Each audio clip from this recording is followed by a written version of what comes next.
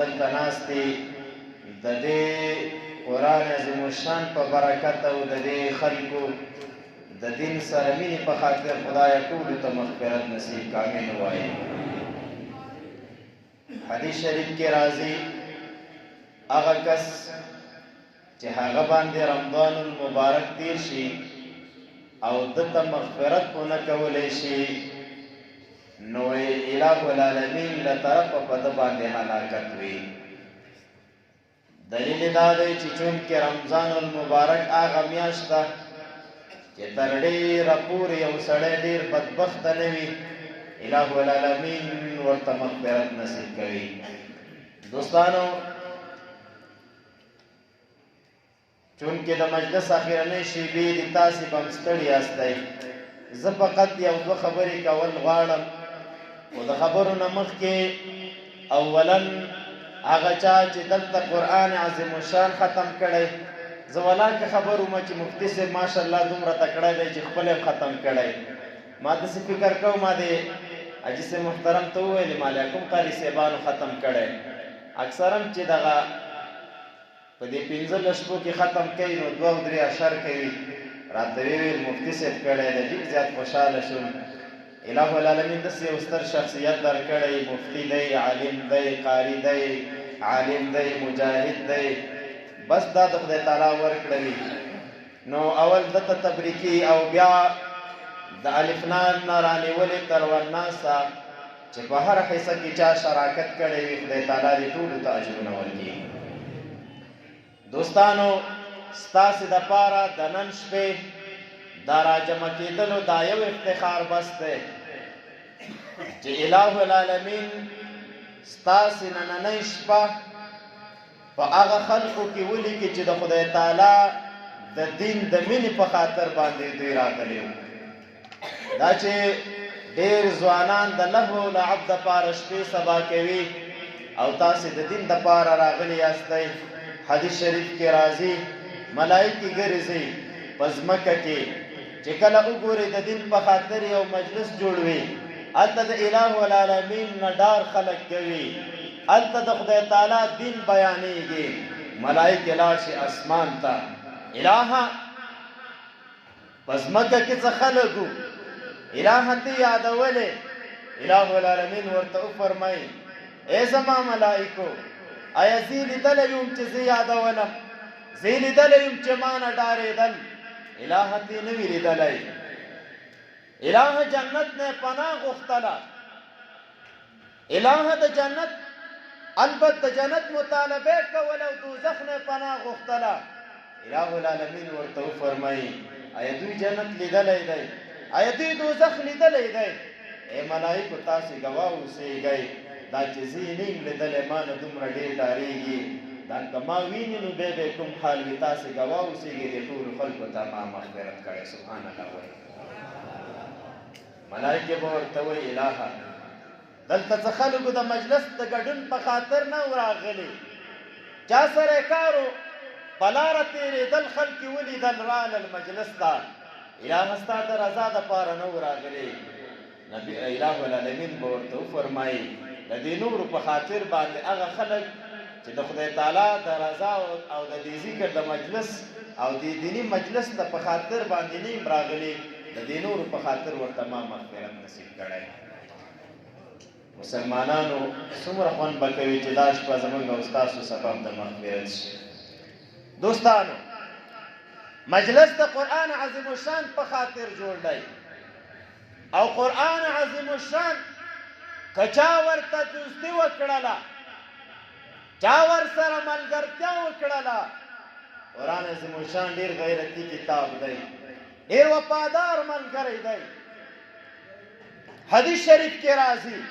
سورة آل عمران او سورة بقره یتحاجان دا دواړه جګړې کوي په خپل صاحب باره کې. الہ العالمین دې زه یاد کړی وم په ما یې عمل کړی الهه مونږ یې شفاعت کوو. وګورئ یوه خبره واورئ القرآن حجة لك او علیک قرآن به یا ستا دپاره دلیل وي یا به په تا دلیل وي. که چېرته قرآن عظیم الشان تا یاد کړی تلاوت دې کو مینه محبت دې ورسره وه الہ العالمین ته به ستا سفارش کوي الہ دا زما ملګری دی الہ ما سره مینه وه الہ زما په خاطر ورته مغفرت نصیب کا او دوستانو په دې سر خلاص کوي که مو چېرته دې قرآن عظیم الشان سره مینه نه وه قرآن عظیم الشان نه مو دفاع نه وه دا به بیا ستا په حق کې جنګ کوي الہ دا هغه کس دی الہ زه تلاوت کوله منه زما سره مینه نه وه زه خلکو ورته اچولم الہ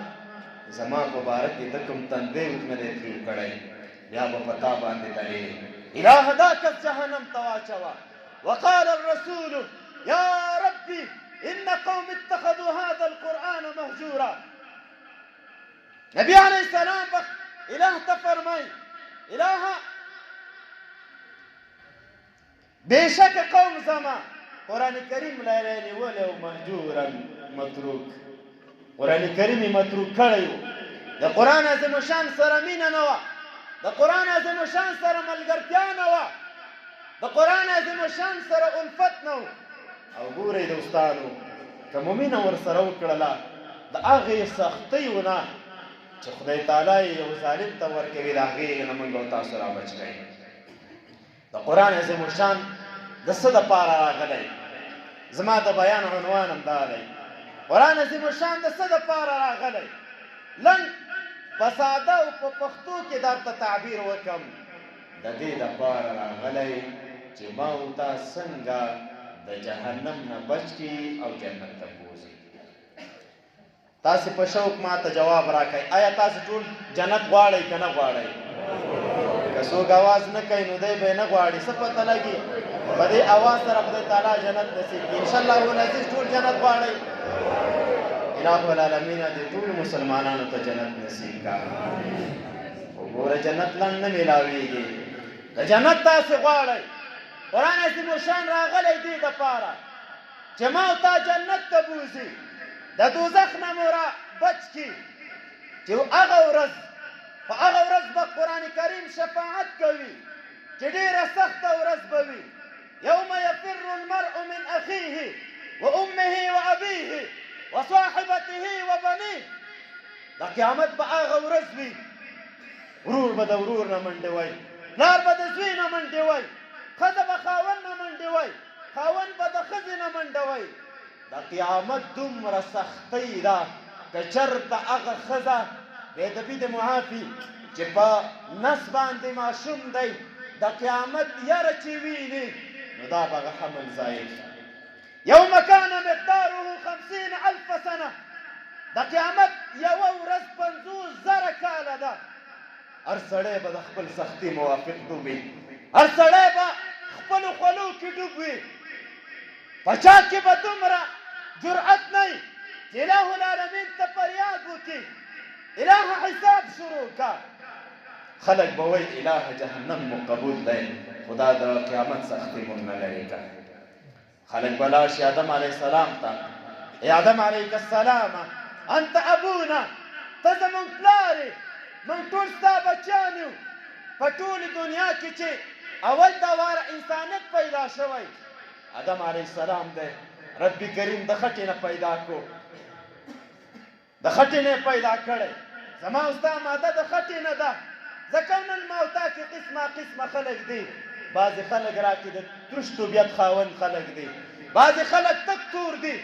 د سودان او اخوا خلک وګوره بعضې خلک تک سپین دي خلکو کې قسمه قسمه رنګونه دي څوک ښایسته اخلاق لري او څوک بد وجه دا ده چې زما او ستا اصل چې آدم علیه السلام دی د دې پیدایش د خټې نه دی او په خټه کې چې کوم طبیعت وي د خټې نه چې څه شی جوړ وي هغه کې هم دا طبیعت وي بعضې خټه داسې وي تکه سپینه وي ښایسته وي دیوال ترېنه ښایسته راځي بعضې خټه داسې وي توره وي بعضې خټه بوی کوي قسمه قسمه وي ما او تا کې هم دغه علت پیدا دی دغه صفت ما او تا کې هم پیدا دی آدم علیه السلام ته زمونږ پلار یې انسانیت شروع له تا نه شوې آدم علیه السلام الہ ته فریاد وکړه چې حساب شروع کړي آدم علیه السلام به ورته وایي زما بچیانو زه دومره جرأت نه لرم اله نه شرمېږم اله ته مخ نه شم وراړولی اله العالمین ما ته ویلي آدمه جنت کې مې پیدا کړې جنت کې اوسېږه اسکن انت وزوجک جنت کې تم اوسېږه ښځه دې اوسېږي وکلا منها رغدا حیث شئتما ولا تقربا هذه الشجره جنت کې اوسېږئ خپلې مزې کوئ خو ګورئ پام کوئ دې ونې ته نږدې نه شئ ونې ته نږدې نه شئ جنت کې اوسېږئ زمونږ او ستاسې اصل پیدایش مونږ او تاسې د جنت یو اصل کې موسی علیه السلام آدم علیه السلام سره بحث شو معراج بشکا موسی علیه السلام ورته وایي ته هغه کس یې چې ستا په خاطر مونږ ټول د جنت نه راوتلي یو که تا چېرته هغه ونه نه وی خوړلی مونږ به اوس ټول مونږ او تاسو به ټول جنت کې یو آدم علیه السلام ورته وایي موسی هغه تا چې قبطي او د بن اسرائیل جنګ و یو ستا قوم یو ستا د دښمن قوم یو تا خپل قومي مو ووهو په سپېړه د دښمن ملګری دې د دښمن کس دې مو ووهو په سپېړه ادنا سپېړه وه ستا ملګری روغ و او هغه ستا د دښمن کس هغه مړ شو تا یې د مرګ اراده کړې وه امام بخاري سے فرمایي فحج آدم و موسی آدم علیه السلام د موسی علیه السلام نه وګټله څه مقصد دی موسی علیه السلام زما دا اراده نه وه چې تاسو جنت نه راوباسم الہ العالمین به تقدیر داسې جوړ کړی علما کرام فرمایي دلته اسکن راغلی صیغه د مفرد ده آدم علیه السلام ته اوسېږه داسې نه دی راغلی چې تاسې دواړه اوسېږئ علما کرام فرمایي وایي بیبي هوا چې د آدم علیه السلام ښځه وه دا تابع د سړي وي قانون دا دی مسکن کې تابع ښځه د سړي وي که ته چېرته لاړې یو ځای ته او ښځه درته وایي زه در سره نه ځمه لکه څنګه چې په ډیموکراس او هغه خلک چې امریکا او یورپ ته تللي دي هلته ښځې کړي دي ورته وایي موږ درسه افغانستان ته نه ځو د اسلام اصولو خلاف دی ځکه اسلام کې دا دی په مسکن کې ښځه تابع د سړي ده سړی چې چېرته اوسېدو ښځه به رسه اوسېږي دلیل یې الہ العالمین آدم علیه السلام ته فرمایي اسکن ته اوسېږه داسې نه دی راغلی چې دواړه اوسېږئ ښځه ورسره نه ده ذکره او بیا دا وګورئ داسې نه ده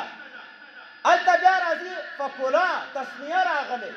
آدم علیه السلام ته او ښځه د دواړه خوراک کوئ علما کرام فرمایي وایي ښځه د سړي تابع په خوراک کې نه ده که سړی الوګان خوري نو دا لازم نه ده چې ښځې ته وایي ته به هم راسه الوګان خوري د هغې خپله خوښه ده په خوراک کې ښځه تابع د سړي نه ده خو په مسکن کې تابع ده بنابر التقدیر دوستانو آدم علیه السلام به ووایي الہ العالمین ما ته ویلي وو هر څه خوره خو دا یوه ونه مه خوره شیطان زه دوکه کړم شیطان راته وویل الہ العالمین د دې دپاره منع کړی هسې نه چې د جنت خاوند شي همیشه به پکې اوسېږئ بس ما وخوړله زه اوس الہ العالمین نه شرمېږم سترګې نه شم وراړولی چې ورته یې حساب شروع خلک بلا شي نوح علیه السلام ته نوح علیه السلام دویم پلار دی د آدم علیه السلام بچیان دوه به پیدا کېدل تقریبا مورخینو لیکلي دی ژوندی و چې د ده اولاده او لمسیان 40,000 کسانو ته رسېدلي وه د ده دومره ډېر بچي وو هغه د نوح علیه السلام تر زمانې پورې نوح علیه السلام 150 کاله عمر یو 900 کاله خلکو ته دعوت وچلو چا یې خبره ونه منله نوح علیه السلام زړه تنګ شو ربي لا تضر على الارض من الكافرين ديارا الهه یو کورم د کافرانو په مخ د ځمکه مه پرېږدې الهه ټول هلاک کې الہ العالمین په دریاب ځمکې اوبه راوخت کولې دا ټوله ځمکه اوبه ونیوله د بر نه پې بارانونه راغلل ټول خلک تباه شو فقط په ټوله دنیا کې انسانان 82 کسان پاتې وو څه پکې ښځې او څه پکې سړي او څه حیوانات هم نوح علیه السلام کشته جوړه کړې وه حیوانات یې ور وخېژول په مخ د ځمکه ټول اوبه ګرځېدلې وه فقط کشته یې د اوبو په سر پاتې وه چې څومره انسانانو تباه شو زمونږ او ستاسو دوباره سلسله د نوح علیه السلام نه را شروع ده. نوح علیه السلام زمونږ او ستاسو دویم پلار دی. یو خو آدم علیه السلام، د هغه نه بعد بیا نوح علیه السلام دی. نوح علیه السلام ته زمونږ دویم پلار یې. الهو العالمین ته فریاد وکړه، حساب شروع. نوح علیه السلام به ورته وایي ای زما اولادو زه شرمېږم الهو العالمین نه چې زه ورته ووایم حساب شروع که. الهو العالمین پیغمبر له دې دپاره لیږي چې خلک جنت ته بوځي. زما زړه تنګ شو، ما ورته ښېرا وکړه، ټول مې په دنیا کې غرق کړل. زه شرمېږم نشم ویلی. خو همداسې به راځي اخر دا چې رابشي نبي علیه السلام صلی الله علیه وسلم د الله رسوله ته زموږ پیغمبر یې. په ټولو پیغمبرانو کې محبوب ترین شخصیت نبی علیه السلام دی. په ټولو امتیانو کې محبوب ترین امت الهو العالمین ته د نبی علیه السلام امت دی. حدیث شریف کې راځي د جنتیانو به 120 صفونه وي، په 120 صفونو کې به 80 صفونه زما د امت نه وي او 40 صفونه به د ټولو انبیا علیهم السلام نه وي. سبحان الله. نبی علیه السلام مبارک فرمایي زه به ناست یم، د جنتیانو یوه ډله به روانه وي، دنیا خلک به ورپسې وي د غاړو کې. وایي زه به دا ارمان وکړم چې خدایه کشکې دا زه وی او زما امتیان یې. وایي راته وبویل چې دا موسی علیه السلام دی او دی امتیان دی. وایي زه زړه کې یم چې دا خو ډېر خلک د دوی امتیان جنتیان دي. وایي چې ګورم بل خوا چې دا غاړې دا افق داسې ډک وي. وایي راته وبویلی شي چې بس دا ته او ستا امتیان دي. دلیل د دې خبرې چې نبي علیه السلام مبارک د هغه امت او د هغه امتیان به جنت ته ډېر ځي. نبی علیه السلام ته زموږ پیغمبر اله ته عرض وکړه، اله حساب کتاب شروع کړه. نبی علیه السلام به لاړ شي، په سجده به پرېوځي، په ژاړې به، اله العالمین به اواز وکړي ولسوف یعطیک ربک فترضا. ای نبی علیه السلام زر دی هغه څه چې ته غواړې تاله به درکولی شي او ته به راضي کړی شي. حساب او کتاب به شروع شي، فیصله به وکولی شي، حساب او کتاب به شروع. جنتیان به جنت ته لاړ شي، دوزخیان به دوزخ ته لاړ شي. د یو پسه په شکل به یو ګډ غوندې شی راوستلی شي، حلال به کولی شي. خلکو ته به اعلان وشي ای خلکو خبردار دا مرګ دی، د نن نه پس مرګ نشته. حدیث شریف کې راځي جنتیان به د ډېرې خوشحالۍ نه خوشحاله وي، دوزخیان به ډېر زیات خفه وي چې اوس مو مرګ هم نشته دی، اوس به څه کوو. دوزخیان به په خپلو سختیو کې ډوبي، جنتیان به خپلو خوشحالیو کې. الهو العالمین فرمایي سخته خو به په دوزخیانو لا دا وي، و جنتیان به ورته آواز وکړي ای کافرانو مونږ ته خلکو ملایانو وعده کړې وه چې تاسو نیک عمل کوئ جنت دی، موږ خو جنت پیدا کړو، تاسو سره وعده کړی شوې وه چې تاسو به دوزخ ته ځئ. آیا تاسو ته چې کوم وعده کړی شوې وه هغه پوره شوله که نه شوله؟ دوی به نور هم خفه شي. اعراف یو ځای دی، نه جنت دی نه دوزخ دی. اعراف وعلى الاعراف رجال. اعراف کې به کوم خلک وي؟ هغه خلک به وي چې نیکۍ او بدۍ دواړه برابر وي، هغه به اعراف کې وي، نه جنت دی نه دوزخ دی. علما کرام فرمایي اعراف ته عرف نه دی، عرف اوچت ځي ته ویلی شي. وایي دا هم اوچت ځای دی، دوزخ به ورته ښکاري او جنت به ورته ښکاري. دې خوا چې جنتیانو ته وګوري اله العالمین ته به وایي چې الهه دغه دې مزې وکړئ، او چې دې بل خوا دوزخیانو ته وګوري خدایه پاکه شکر چې د دې منئ. اعراف کې به داسې خلک وي. اخیرنی کس چې جهنم نه وځي کوم کس وایي؟ حدیث شریف کې راځي هغه کس به اله العالمین ته وایي الهه ما د دې دوزخ نه وباسه، الهه یو وارې مې دوزخ نه وباسه، نور چې هر چېرته اوسېږم. اله العالمین به ورته وایي دا به هغه کس چې ټول عمر کې خیر کار نه وي کړی. اله العالمین به ورته وایي که دا زه د ارمان درته پوره کړم نور څه خو نه غواړي؟ الهه دوزخ نه چې مې وباسې نور زه څه غواړم؟ بس همدا مې ارمان دی. راځه بنده راوځه جهنم نه. اله العالمین به جهنم نه راوباسي. الهه جهنم نه خو در راویستم،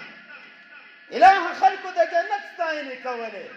الهه دومره مې پرېږده د جنت په دروازه کې چې د بهر نه ورته ګورم او د جنت د بار نه وینم. اله العالمین ورته وفرمایي بنده تا ما څه وعده کړې وه نور څه به نه غواړم.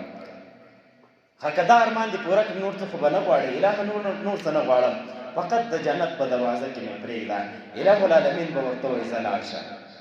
د جنت دروازې ته چې لاړ شي، دننه ګوري یو باغونه به یو میوې به یو کیسې به یې.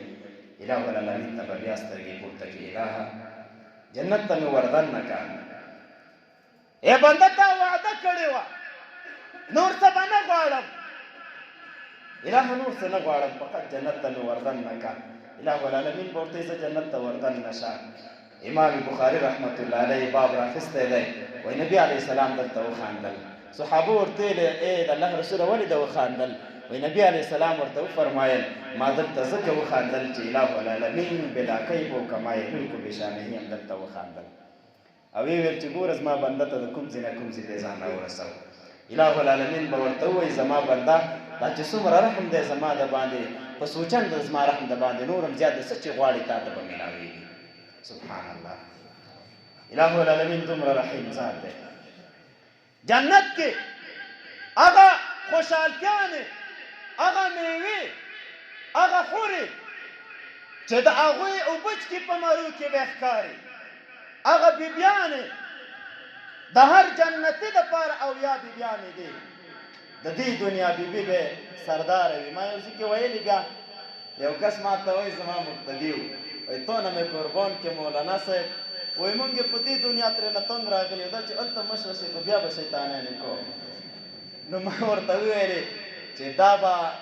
د دې دنیا ښځه به هلته مشره وي خو دغه صفت به یې نه وي. اله العالمین به د ښایسته صفاتو خاونده ګرځولي وي، ښایسته صفات به لري، د پوزې اوبه به نه لري، د میاشتنۍ مریضتیا به نه لري، پاکه صفا بیبي به وي. دا حورې به اله العالمین موږ او تاسو ټولو ته رانصیب کړي. غلمان به وي، خدمتونه به مو کوي. که ستا یو میوې ته زړه وي چې دا ضرور نه ده چې ته پسې ورپاڅېږي، بس خپله به درته راشي او تا ته به په میز کېښوستلی شي خورایلی. بنګلې به جوړه وي، نه به په ځمکه وي نه به په اسمان وي، او یو خښته د سرو زرو او د یاقوتو او د زبرجدو به پکې لګول شوي وي. عجیبه خدا ده، شات، اوبه، شراب د دې ویالې به روانې وي. او نادره دا ده، حدیث شریف کې راځي د جمعې په ورځ هلته یو بازار دی. په دې بازار کې چېرته زمونږ او ستاسو عامه سودا نه خرڅېږي، په دې کې به فقط تصویران وي. یو سړی به لاړ شي وبه ګوري چې یاره ښایسته تصویر دی، د ده په زړه کې دا راشي کاشکې زما هم داسې ځواني وای. بس اله العالمین به دله دغسې ځواني ورکړي، شیشې ته چې وګوري همغه شانتې به وي. او عجیبه دا ده، که ته وایې چې زه د بل چا صورت غواړم نو ما خو به خلک نه پېژني چې دا خو حاجي سید رحمان دی، خو خلک به وایي چې دا خو بل سړی دی. نه، دا به هم نه وي، خلک به دې پېژني چې دا همغه دی.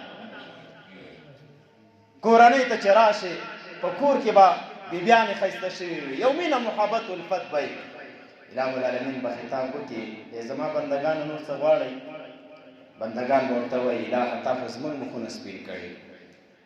مونږ له دې جنتونه راکړي، الهه مونږ څوک نور نه غواړو، هېڅ نه غواړو. زما مسلمانانو ورونو یو مطالبه درنه لرو، د خپلو علماو سره دنیا کې مینه محبت ساتئ، د خپلو علماو ته مو مینه ورکئ، قدر ورکئ. والله العظیم جنت کې مونږ او تاسو دې ته محتاج یو. علما به ورته وایي ساده خلکو داسې مه وایي چې نور څه نه غواړو. علما به ورته وایي الهه مونږ یو څه غواړو، مونږ په دنیا کې 20 30 40 50 شپېته کاله الهه ستا په نوم عبادت کړی دی، الهه مونږ ستا نوم اورېدلی، الهه ستا په نوم باندې مونږ قربانې شوي یو، الهه ستا تعظیم مو کړی. یا رب العالمین ستا دیدن مو ارمان دی. حدیث شریف کې راځي پرده به جګه کړی شي او ټول خلک به اله العالمین ته ګوري. سبحان الله. عائشہ صدیقه رضی الله تعالی عنها نبی علیه السلام ته فرمایي ای د الله رسوله هلته خو به خلک ډېر وي، دا خو به خلکو ته تکلیف وي د اله العالمین ته چې ګوري. نبی علیه السلام ورته فرمایي عایشې تاسې فکر لرئ د 14مې سپوږمۍ باندې چې کله راوخیږي آیا تاسې په عذابېږئ چې کله ورته ګورئ؟ اله العالمین ته به ټول ګوري. بعض علما کرام فرمایي په قدر د خپلو اعمالو به یې که د چا اعمال ډېر قوي وي نو هغه به ورته ډېر نږدې وي. دا ټول به اله العالمین ته ګوري. جنتیان چې کله د دیدار نه فارغه شي بیا به قسم خوري قسم په رب ذوالجلال موږ ته چې څومره خوښۍ راکړی شوي موږ ته چې څومره نعمتونه راکړی شوي والله العظیم د رب کریم د دیدار نه بل لوی نعمت موږ ته نه دی راکړی شوی دوستانو قرآن عظیم الشان راتګ د دې دپاره دی چې ما او تاسو د اله العالمین دیدار را نصیب کړي خدای تعالی دې را نصیب کړي د دې دپاره راغلی چې ما او تا د جهنم د سختیانو نه راوباسي د دې دپاره راغلی چې ما او تا جنت ته ور داخل کړي نو که څوک د قرآن عظیم الشان دغه مفهوم چا اوس په ذهن کې اخیستی وي چې د دوزخ نه خلاص شي او جنت ته داخل شي نو لنډه لار ورته معوقه د قرآن عظیم الشان سره یې تعلق وساتي قرآن عظیم الشان تلاوت دې کوي د قرآن عظیم الشان د اهل سره تعلق وساتي د علماو سره دې ناسته ولاړه کړي انشاءالله العزیز زر دی چې خپل مقصد ته به ورسېږي دا څو خبرې مو کړلې خدای دې وکړي بچا درنې مو تمام شوي وخت مې ډېر واخیستو بیا هم عفو غواړم په اخره کې بیا هم ستاسې د ټولو سامعین نړۍ مننه کوم ډېر په شوق ناست یاستئ خدای تعالی دې اجرونه درکړي او اله العالمین مو آباد لره اقول قولي هذا استغفر الله لي ولكم ولسائر المسلمين د شاهانو په ژوندون به دې ورنکړم د شاهانو په ژوندون به دې ورنکړم ای ملنګې طالبۍ بلا دې واخلم نره تکبیر